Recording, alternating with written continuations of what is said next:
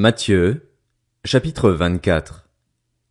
Jésus sortit du temple et, comme il s'en allait, ses disciples s'approchèrent pour lui en faire remarquer les constructions. Mais il leur dit, « Vous voyez tout cela?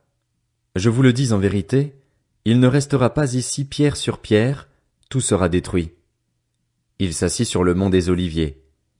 Les disciples vinrent en privé lui poser cette question, « Dis-nous, quand cela arrivera-t-il et quel sera le signe de ton retour et de la fin du monde? » Jésus leur répondit, « Faites bien attention que personne ne vous égare.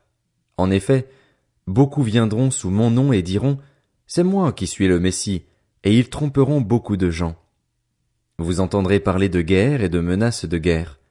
Ne vous laissez pas effrayer, car il faut que toutes ces choses arrivent. Cependant, ce ne sera pas encore la fin. Une nation se dressera contre une nation et un royaume contre un royaume, et il y aura en divers endroits des famines, des pestes et des tremblements de terre. Tout cela sera le commencement des douleurs. Alors on vous livrera à la persécution et l'on vous fera mourir. Vous serez détestés de toutes les nations à cause de mon nom. Beaucoup trébucheront alors, et ils se trahiront, se détesteront les uns les autres. Beaucoup de prétendus prophètes surgiront et ils tromperont beaucoup de gens. À cause de la progression du mal, l'amour du plus grand nombre se refroidira, mais celui qui persévérera jusqu'à la fin sera sauvé. Cette bonne nouvelle du royaume sera proclamée dans le monde entier pour servir de témoignage à toutes les nations. Alors viendra la fin. C'est pourquoi, lorsque vous verrez l'abominable dévastation dont a parlé le prophète Daniel établie dans le lieu saint, que celui qui lit fasse attention, alors que ceux qui seront en Judée s'enfuient dans les montagnes, que celui qui sera sur le toit ne descende pas pour prendre ce qui est dans sa maison, et que celui qui sera dans les champs ne retourne pas en arrière pour prendre son manteau. Malheur aux femmes qui seront enceintes et à celles qui allaiteront durant ces jours-là. Priez pour que votre fuite n'arrive pas en hiver, ni un jour de sabbat, car alors la détresse sera si grande qu'il n'y en a pas eu de pareil depuis le commencement du monde jusqu'à présent et qu'il n'y en aura jamais plus. Et si ces jours n'étaient pas abrégés, personne ne serait sauvé. Mais à cause de ceux qui ont été choisis, ces jours seront abrégés. Si quelqu'un vous dit alors, « Le Messie est ici » ou « Il est là », ne le croyez pas, car de prétendus Messies et de prétendus prophètes surgiront. Ils feront de grands prodiges et des signes miraculeux au point de tromper, si c'était possible, même ceux qui ont été choisis. Voilà, je vous l'ai annoncé d'avance. Si donc on vous dit, « Le voici, il est dans le désert », n'y allez pas, ou « Le voilà, il est dans un lieu secret », ne le croyez pas. En effet, tout comme l'éclair part de l'est et apparaît jusqu'à l'ouest, ainsi sera le retour du Fils de l'homme. Là où sera le cadavre, là se rassembleront les vautours. Aussitôt après ces jours de détresse, le soleil s'obscurcira, la lune ne donnera plus sa lumière, les étoiles tomberont du ciel et les puissances célestes seront ébranlées. Alors le signe du Fils de l'homme apparaîtra dans le ciel.